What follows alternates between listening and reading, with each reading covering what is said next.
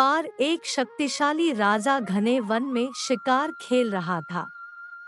अचानक आकाश में बादल छा गए और मूसलाधार वर्षा होने लगी। सूर्य अस्त हो गया और धीरे धीरे अंधेरा छाने लगा। अंधेरे में राजा अपने महल का रास्ता भूल गया और सिपाहियों से अलग हो गया। भूख, प्यास और थकावट से व्याकुल राजा जंगल के किनारे एक टीले पर बैठ गया। थोड़ी देर बाद उसने वहां 3 बालकों को देखा। तीनों बालक अच्छे मित्र थे। वे गांव की ओर जा रहे थे। सुनो बच्चों, जरा यहाँ आओ। राजा ने उन्हें बुलाया। बालक जब वहां पहुंचे तो राजा ने उनसे पूछा, क्या कहीं से थोड़ा भोजन और जल मिलेगा? मैं बहुत प्यासा हूँ और भूख भी बहुत लगी है। बालकों ने उत्तर दिया, अवश्य, हम घर जाकर अभी कुछ ले आते हैं। वे गांव की ओर भागे और तुरंत जल और भोजन ले आए। राजा बच्चों के उत्साह और प्रेम को देखकर बहुत प्रसन्न हुआ। राजा बोला, प्यारे बच्चों, तुम लोग जीवन में क्या करना चाहते हो? मैं तुम सबकी सहायता करना चाहता हूँ। कुछ देर सोचने के बाद एक बालक बोला, मुझे धन चाहिए। मैंने कभी 2 समय की रोटी नहीं खाई है, कभी सुंदर वस्त्र नहीं पहने हैं, इसलिए मुझे केवल धन चाहिए। राजा मुस्कुरा कर बोले, ठीक है, मैं तुम्हें इतना धन दूंगा कि जीवन भर सुखी रहोगे। यह शब्द सुनते ही बालकों की खुशी का ठिकाना न रहा। दूसरे बालक ने बड़े उत्साह से पूछा, क्या आप मुझे एक बड़ा सा बंगला और घोड़ा गाड़ी देंगे? राजा ने कहा, अगर तुम्हें यही चाहिए तो तुम्हारी इच्छा भी पूरी हो जाएगी।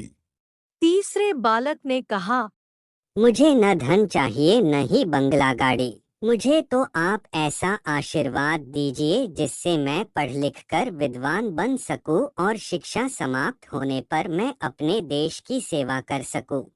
तीसरे बालक की इच्छा सुनकर राजा बहुत प्रभावित हुआ। उसने उसके लिए उत्तम शिक्षा का प्रबंध किया। वह परिश्रमी बालक था, इसलिए दिन रात एक करके उसने पढ़ाई की और बहुत बड़ा विद्वान बन गया। और समय आने पर राजा ने उसे अपने राज्य में मंत्री पद पर नियुक्त कर लिया। एक दिन अचानक राजा को वर्षों पहले घटी उस घटना की याद आई। उन्होंने मंत्री से कहा, वर्षों पहले तुम्हारे साथ जो 2 और बालक थे, अब उनका क्या हालचाल है? मैं चाहता हूँ कि एक बार फिर मैं एक साथ तुम तीनों से मिलूं।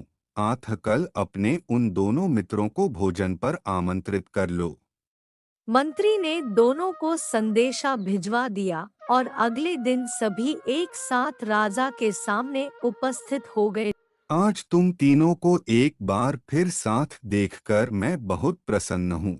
इनके बारे में तो मैं जानता हूँ, पर तुम दोनों अपने बारे में बताओ। राजा ने मंत्री के कंधे पर हाथ रखते हुए कहा। जिस बालक ने धन मांगा था वह दुखी होते हुए बोला, राजा साहब, मैंने उस दिन आपसे धन मांगकर बड़ी गलती की। इतना सारा धन पाकर मैं आलसी बन गया और बहुत सारा धन बेकार की चीजों में खर्च कर दिया। मेरा बहुत सा धन चोरी भी हो गया और कुछ 1 वर्षों में ही मैं वापस उसी स्थिति में पहुंच गया जिसमें आपने मुझे देखा था। बंगला गाड़ी मांगने वाले बालक भी अपना रोना रोने लगा।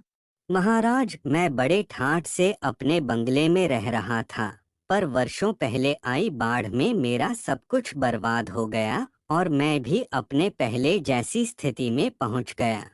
उनकी बातें सुनने के बाद राजा बोले, इस बात को अच्छी तरह गांठ बांध लो। धन संपदा सदा हमारे पास नहीं रहते, पर ज्ञान जीवन भर मनुष्य के काम आता है और उसे कोई चुरा भी नहीं सकता। शिक्षा ही मानव को विद्वान और बड़ा आदमी बनाती है, इसलिए सबसे बड़ा धन विद्या ही है।